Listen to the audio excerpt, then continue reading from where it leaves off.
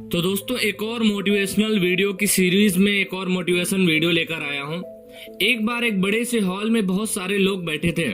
वहां पर दुनिया का एक बहुत ही बड़ा स्पीकर आने वाला था और सब लोग उनकी बातें सुनने के लिए वहां पर आए थे। लगभग 10 मिनट के बाद वह स्पीकर स्टेज पर आ जाता है और वह बोलता है कि अगर आपने मेरी बात ठीक से सुन ली और समझ ली तो आपको जिंदगी पूरी तरह से बदल जाएगी।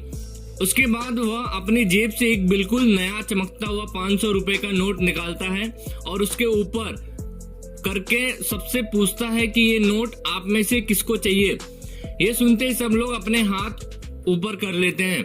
वह स्पीकर बोलता है कि ये नोट मैं आप में से किसी एक को दूंगा, लेकिन इसके लिए आपको थोड़ा वेट करना होगा।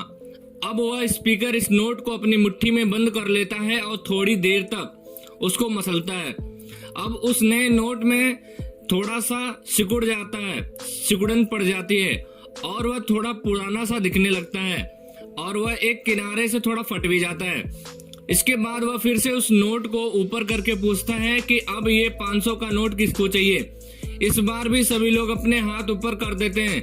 तब स्पीकर ने उस नोट को जमीन पर गिरा दिया और उस नोट पर 3-4 बार पैर रख दिया। इससे नोट और भी पुराना हो गया, उस पर थोड़ी मिट्टी भी लग गई थी। फिर उन्होंने उस नोट को ऊपर किया और पूछा कि अब बताओ, अब इस नोट को आप में से कौन लेना चाहता है। और इस बार फिर से सब ने अपने हाथ ऊपर कर दिए। स्पीकर ने उस नोट को फिर से नीचे जमीन पर गिरा देता और उसके बाद उसके ऊपर कूद कर उसको दोनों पैरों से रगड़ता है और उसके ऊपर से चाय भी गिरा देता है। अब नोट इतना गंदा हो जाता है कि उसको पहचानना भी मुश्किल हो जाता है। कोई भी उस नोट को देखता है तो यही बोलता है कि ये सिर्फ एक गंदा कागज का टुकड़ा है, अब ये बेकार है, इस दुनिया में इसकी कोई वैल्यू नहीं है। स्पीकर ने एक बार फिर उस नोट को उठाया और ऊपर करके सबसे पूछा इस नोट को कौन कौन लेना चाहता है। और इस बार भी सब के सब ने अपने हाथ ऊपर कर दिए। कितना भी गंदा पुराना मिट्टी में सना हुआ चाय का दाग लगा हुआ हो, लेकिन अभी भी वो 500 रुपए की नोट थी। जिंदगी कई बार बड़े बड़े झटके देते हैं। आप एग्जाम में फेल हो जाते हैं और जॉब के इंटरव्यू के बाद आपका सिलेक्शन नहीं होता है। जब आपका बुरा समय चल रहा होता है और आप सिचुएशन का सामना कर रहे होते हो, उसके बाद आपको लगता है कि आप सफलता के लायक ही नहीं हैं।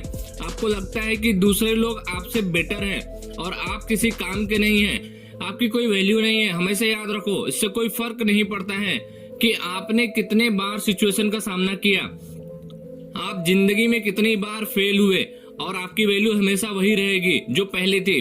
आपके पास कुछ खास है जो दूसरों के पास नहीं है और ये कोई भी आपसे छीन नहीं सकता है।